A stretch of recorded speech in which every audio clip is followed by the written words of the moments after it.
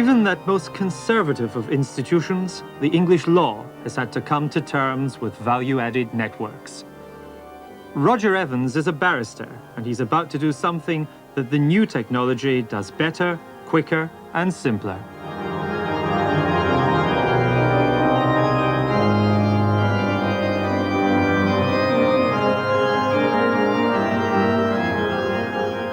Roger is trying to find references to a particular case, but using the traditional system is no guarantee that he'll be able to find all the references he needs.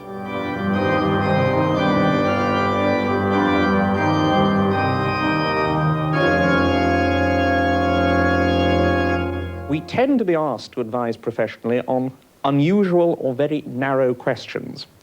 And we've almost reached the point in certain areas of the law where we've reached the limits of how far paper can work. Now, behind me are a large number of examples of encyclopedias of specific topics of the law, which are basically loose-leaf books, which are serviced by additional pages to be put in about a dozen times a year.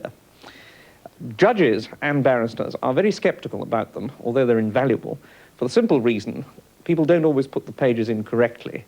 It's a rather difficult task, but an utterly moronic one for the idle pupil when he's got nothing else to do.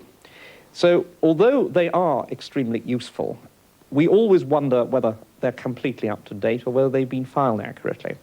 Now, Lexis is marvelous for making absolutely certain, on a very narrow point, that there is nothing further by way of learning to be discovered. Lexis is a networked legal database with a high-speed indexing system. It's provided by an American company from a mainframe in Ohio. Now, we're searching for examples of people who've lost their hair in injury.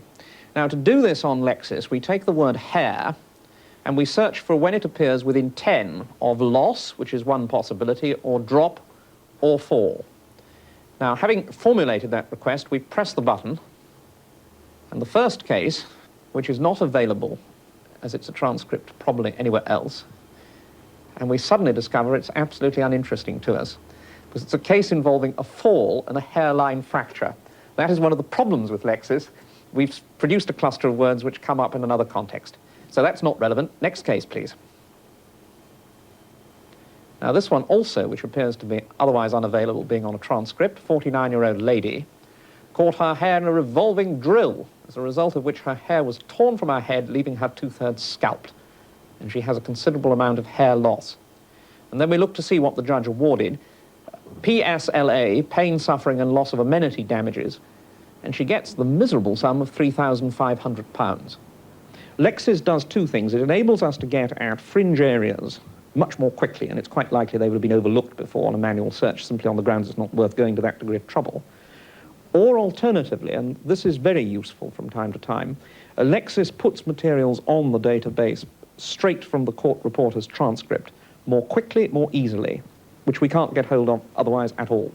The British legal system is the basis of the law of many other countries, so you'd think that a British-managed network consisting of all of UK law would be much in demand. Norman Nunn Price had such an idea and set up a database called Eurolex. Soon he had 375 subscribers. Then in 1985, Eurolex got into cash flow difficulties, and Lexis UK stepped in to buy it up. Nunn Price believes that Eurolex offered much that Lexis didn't. We had certain specialities, particularly our European law collection, which was the best in the world in the English language. Certainly we covered the community law and also, to some extent, the laws of Western Europe. In addition, we had Scottish law, which also was unique to us, and I think fulfilled a real need there. But Eurolex's database now lies in suspended animation here in Sunbury-on-Thames. Lexis's UK operation, after buying up Eurolex, simply closed it down, and so killed its only major European rival. There are very few British databases of any description. Most of the databases that are commercially available are American, and the Americans, of course, do very well commercially out of this.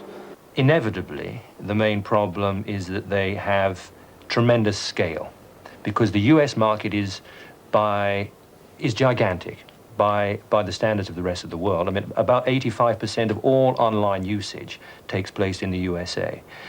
And this does mean that they can build huge, powerful, profitable enterprises within the domestic market. We can't do that. We can only build a profitable operation by being international from day one. And we're talking in terms of millions.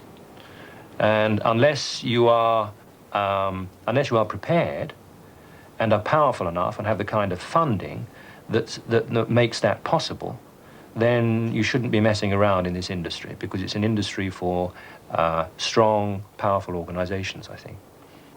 So, although we exported British law across the world, we cannot exploit its potential as electronic information. But there are others with the foresight to do so, and when they see a good thing, they take it.